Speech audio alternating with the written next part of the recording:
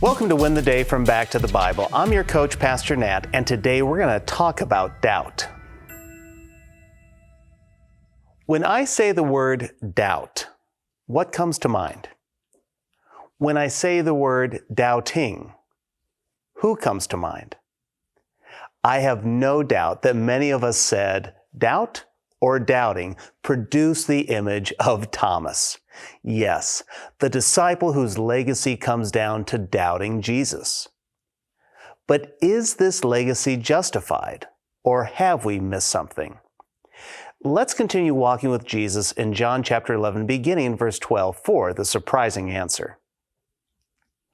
The disciples said to him, "Lord, if he has fallen asleep, he will recover."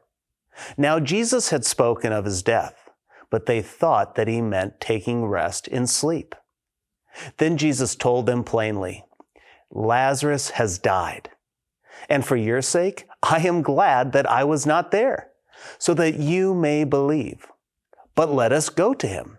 So Thomas, called the twin, said to his fellow disciples, "Let us also go, that we may die with him." Whoa, what is happening, and who is this Thomas? Lazarus, a family friend of Jesus, has died. Jesus received word of his illness 2 days before this. But instead of running to Lazarus, Jesus says, "Let's just hang tight. I'm good right here for a couple more days." The truth is that Lazarus was likely dead at that point. But why then did Jesus not just say the word and bring Lazarus back from the dead? He had healed from afar in chapter 4. Well, we find the fullest answer in the next few days. But Jesus does say, "Lazarus has died, and for your sake I am glad that I was not there, so that you may believe." Dang, Jesus was glad that he stayed put? And Lazarus died? So is Jesus rejoicing because his friend actually died? No. What's happening is he is glad because a greater miracle is about to occur, and that miracle will strengthen the disciples' faith. Jesus' death is nearing. The cross is looming, and his disciples need anchors to carry them. This miracle is going to be one of those anchors for their faith. Now, you may recall that the disciples didn't want Jesus to go to Bethany and to Jerusalem. Why? Because the religious leaders want to kill Jesus.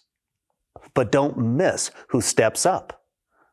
Thomas in verse 16.